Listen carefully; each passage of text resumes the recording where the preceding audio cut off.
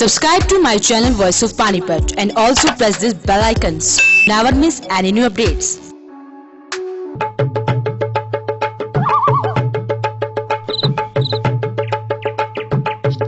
नमस्कार, विधानसभा की महा कवरेज में आप लोगों का स्वागत है। हम लोग इस समय पानीपत जिले की सबसे हॉट सीट यानी कि समालखा में इस समय खड़े हैं। समालखा की सबसे हॉट इसलिए मानी जाती है क्योंकि बीजेपी के बड़े नेताओं की नज़र भी इस पर है और ख़ासकर जो कांग्रेस के नेता हैं या जेजेपी के नेता या इनेलो के नेता, ये सीट को हॉट सीट माना जा रहा है।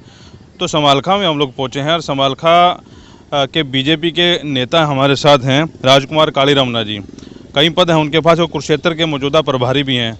उनसे थोड़ी सी चर्चा करेंगे मौजूदा हालात के बारे में। जी आप बताएं, अभी आपका रविंद्र मछरौली यहाँ पर विधायक हैं, बीजेपी को समर्थन भी दे रखा है उन्होंने, कुछ काम करवा पाए हैं समालखा में या नहीं? देखिए, समालखा के बारे में पहले मैं आपको बता दूं, समालखा एक ऐसी विधानसभा है, जब से हरियाणा बना तब से लेकर आज तक समालखा का विधायक कभी विपक्ष में नहीं बैठा।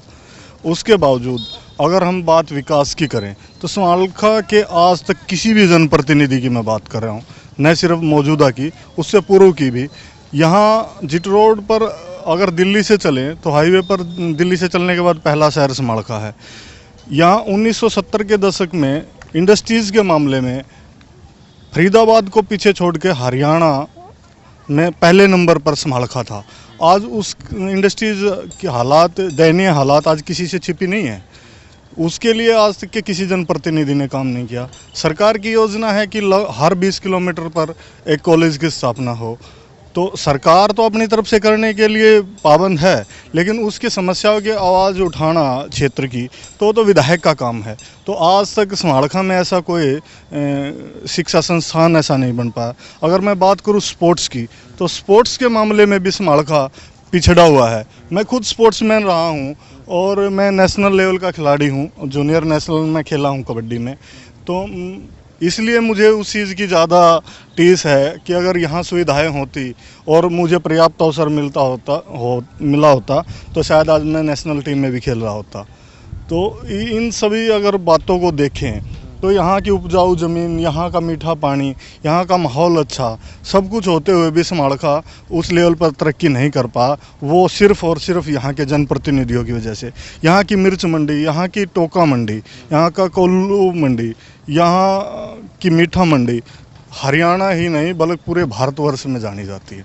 उसके बावजूद यहाँ विकास के नाम पर देखें तो कुछ नहीं है। वो सिर्फ और सिर्फ यहाँ के जनप्रतिनिधियों की वजह से।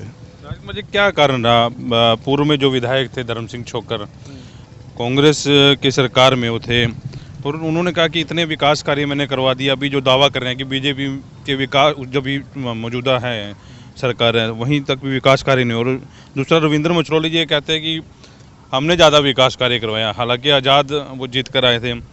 आप कह रहे हैं कि समालखा का विकास नहीं हुआ। टोका मंडी तो सबके सामने है कि इंडस्ट्री वो ठप ही होगी, ख़त्म ही होगी। उसके बाद आपका खेल कूद का आपने बताया। तो क्या मानते हैं विकास क्यों नहीं हो पाया? इन्होंने इंटरेस्ट क्यों नहीं लिया? देखो, ये इंटरेस्ट लेना, अब मुख्यमंत्री जी विकास चाहते हैं। उन्होंने अपने विधायकों वाले क्षेत्र तो छोड़िए, पूरी 90 की 90 विधानसभा बिना भेदभाव के काम किया है। लेकिन लोकल समस्याएं पहुंचाना उन तक, वो तो वहाँ के जनप्रतिनिधि का काम है। जब उन तक समस्या नहीं पहुंचेंगी तो समाधान कैसे करेंगे? अब मुख्यमंत्री तो उसके लिए दोषी नहीं है, वो तो चाहते हैं विकास कराना। अगर दिक्कत है तो वो जनप्रतिनिधि में है, तो जनप्रतिनिधि के कारण ही विकास की समस्या। अभी क्योंकि रविंद्र मछरौली धर्म सिंह छोक्कर की, धर्म सिंह छोक्कर कहते हैं कि मैंने इतने स्टेडियम हल्का में बनवाए। कोई एक स्टेडियम तो दिखा दे जो संपूर्ण हो, जिसमें कोचिंग की कोई सुविधा हो या उसमें कोई ट्रैक भी कोई तैयार हो, कोई हॉल तैयार हो, कोई लाइट की व्यवस्था हो, वहाँ कोई पानी की व्यवस्था हो। तो उसने कौन सा स्टेडियम बनवाया? वो सिर्फ जनता के सामने झूठ बोलने का काम करते हैं। और वो बात करते हैं नौकरियों की, वो कहते हैं कि नौकरियां मैंने दी, 1400 नौकरियां मैंने दी, 1200 नौकरियां मैंने दी, इस तरह के वो दावे करते रहे हैं। और उन दावों की अगर बात करें, अगर उन्होंने नौकरियां दी तो इसका मतलब घोटाला हुआ है। योग्यता के आधार पर नौकरियां नहीं दी। अगर उन्हें नौकरी के देने के मामले में जाए तो सबसे बड़े घोटालेबाज हैं। क्योंकि जो ये कहते हैं कि मैंने नौकरियां दी, ये ना कह करके कि मेरे क्षेत्र से इतनी नौकरियां लगी और वो योग्यता के आधार पर लगी, ऐसा ना कह करके वो ये कहते हैं कि मैंने नौकरियां दी, इसका मतलब उन्होंने घोटाला किया। तो अभी क्योंकि रविंद्र मछोली जैसे कि आपकी पार्टी को समर्थन दिया है उन्होंने, अभी सुनने में यह आया कि 2-4 दिनों में वो बीजेपी ज्वाइन कर जाएंगे और टिकट की दावेदारी कर रहे हैं वो। तो क्या लगता है कि पार्टी उन्हें टिकट दे देगी? यहाँ की जनता उन्हें स्वीकार करेगी? क्योंकि आप कह रहे हैं कि विकास कार्य तो कोई नहीं किया 5 साल में। देखिए, भारतीय जनता पार्टी में कोई शामिल होना चाहता, परिवार बढ़ रहा है और भी पार्टियों के नेता आ रहे हैं और बीजेपी ज्वाइन कर रहे हैं, बीजेपी की नीति और नियत में विश्वास रख के वो ज्वाइन कर रहे हैं। और लेकिन आज के पेपर में मैंने भी पढ़ा है कि वो 7 तारीख तक कई विधायक ज्वाइन करने वाले हैं। लेकिन ये क्लियर है कि उसमें ये भी लिखा है कि सीएम साहब ने उन्हें ये कहा है कि भाई ये अपनी टिकट पक्की समझ के ज्वाइन ना करें, ये क्लियर उन्होंने उनको बोला है। तो ये तो पार्टी का काम है कि उन्होंने टिकट देंगे या नहीं देंगे, ये तो भविष्य के गर्भ में है। तो समालखा का संगठन जो है उनको स्वीकार करेगा? देखिए, एक कार्यकर्ता के नाते तो और भी पार्टियों के लोग आ रहे हैं और वो पिछले 5 साल से हमें समर्थन भी दे रहे हैं। ये तो भविष्य के गर्भ में है कि कौन कितना कर पाता है, कौन स्वीकार नहीं। आप कितने साल से जुड़े हैं पार्टी? मैं पार्टी में लगभग 8-10 साल से हूँ।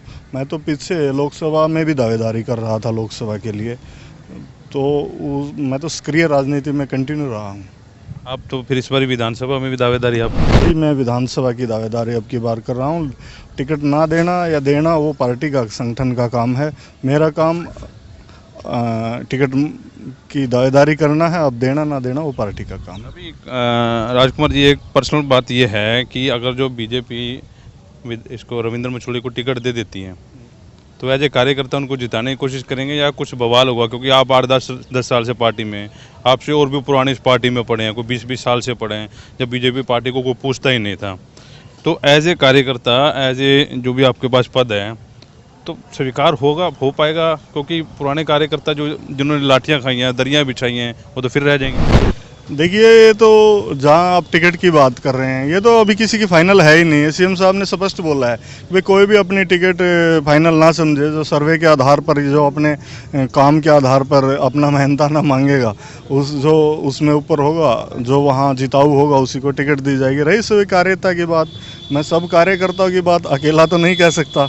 अब किसके मन में क्या चल रहा है वो तो वही जाने। तो काली रामनाथ जी हमारे साथ थे। समालखा की सीट हरियाणा की सबसे हॉट सीट है और ख़ासकर बीजेपी के नेताओं की जो आंखें हैं इस सीट पर इसलिए टिकी है क्योंकि मौजूदा पार्टी है। हर कोई दावेदारी ठोक रहा है इस सीट को लेकर, लेकिन संगठन का जो सर्वे चल रहा है बीजेपी संगठन का, उस संगठन के हिसाब से ही पार्टी जो है टिकट देगी। हालांकि रविंद्र मछोली का बयान आया था कि वो बीजेपी में ज्वाइन होने जा रहे हैं। उसके बाद अब देखा जाएगा कि बीजेपी किस आधार पर रविंद्र मछोली को टिकट देगी या नहीं देगी। वॉइस ऑफ पानीपत के लिए प्रदीप पंचाल के साथ कुलवंत सिंह।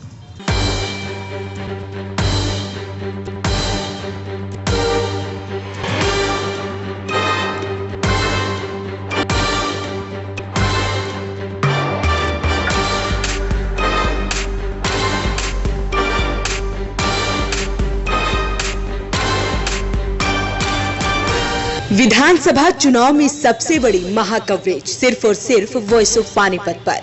पानीपत शहरी, पानीपत ग्रामीण, समालखा और इसराना से कौन होगा संभावित उम्मीदवार? कौन बैठेगा विधानसभा की कुर्सी पर? क्या मौजूदा विधायकों से जनता है खुश? चुनाव के दौरान जनता से किए वायदों को क्या पूरा किया नेताजी ने? वॉइस ऑफ पानीपत पहुंचेगा आपके बीच। जुड़े रहिए वॉइस ऑफ पानीपत के साथ।